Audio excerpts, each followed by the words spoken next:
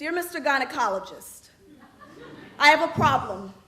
It seems my clitoris has transformed into a sort of a sturdy plastic contraption. A sign hangs above it. Push in case of emergency. I used to keep it encased in glass, but as it turns out, I had a lot of emergencies, and now I fear my clitoris has become my self-destruct button. What happens when I press it? Detonation, phase 1, boom, no martyrs, no survivors.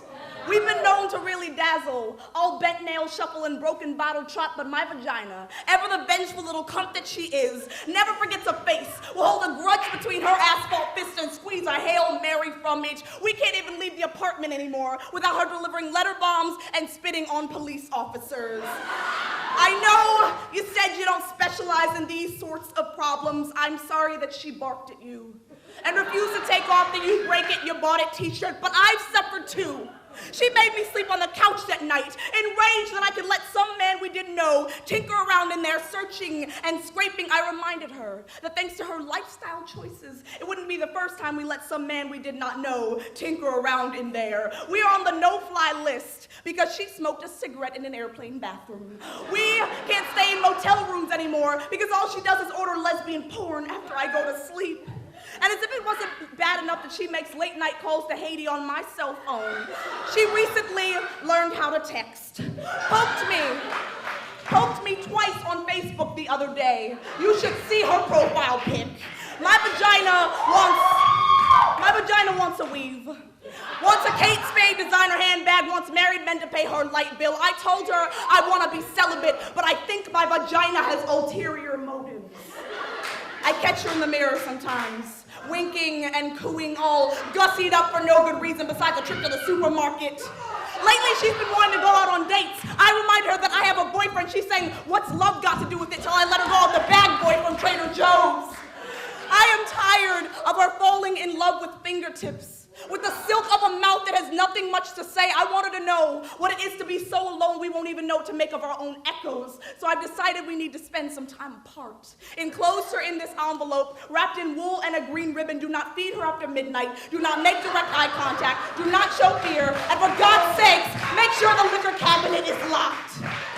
If she cries out in the dark, read her Bible verses. Just steer clear of Revelations or she'll never get to sleep. Let her know that when she's ready to sit politely between crossed knees, when she's ready to act like a lady, I will be here, still sleeping on the couch. A Lebanese man with a wide rolling belly keeps my bourbon full, no ice. I am the only woman in his bar tonight. Sign on the exposed brick wall, 15 reasons why beer is better than women. Number 15. If you pour a beer right, you're always guaranteed to get good head. Now, it is of my understanding when a man's hand runs a lap around your thigh, you derail it, order another bourbon, and make him pay for his transgressions. This man doesn't care too much for the crude cut of my tongue. Too posh, too flashy, not enough bang for the buck in this town. The women don't drink bourbon. They don't overthink a vagabond finger wandering. Number 12, a beer is always wet. But it is also of my understanding that when a man presses you into a blackened corner and folds his rock hard into your middle, you don't feel the awkward struggle with giggle. No, you push. And if you can't push, you run. And if you can't run, you swing your knee like a machete and leave no witnesses. There are no cowboys here, just you, the exposed brick, and a man with a nomad for a palm. Number 9, beer labels always come off without a fight. Number 8, a beer will always go down easy. The words bubble up over his lips. Who do you think you are? I could smash you, chick. In my 24 years here, I've learned not to fear a man's temper so much as I've learned to fear his complacency. So what things do you find satisfying?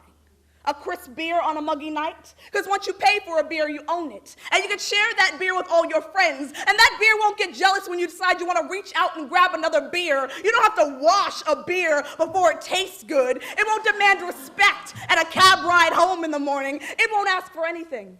Isn't that how it should be? Crisp, refreshing, and still worth 5 cents at your local reclamation center when you're done with it. He did not raise a hand to me. He bowed like a gentleman, body curled like so many question marks before him, and blessed me with a running start. A grand glorified, dick encrusted, American as apple pie, Rambo-style headbutt. That motherfucker headbutted me. Now there's a thick line between what you think you'll do when someone headbutts you and what you actually do when someone headbutts you. They will tell you it's the skirt you slithered your narrow hips into. It was the fact that there was no money to get home, just a reckless pretty boy with a car looking for quick compensation. It was the audacity of a girl who simply likes the company of boys. It was a single tear that belied your stone features, your mouth, the massacre, up to its usual. You swallow that blow like the last sip before last call, and the men peel him off of you, and you thank God for chivalry, though conveniently delayed. The exposed brick cradles a face like a father's shoulder. Number one, when you're done with a beer, you can always put it on a crate and shoot at it.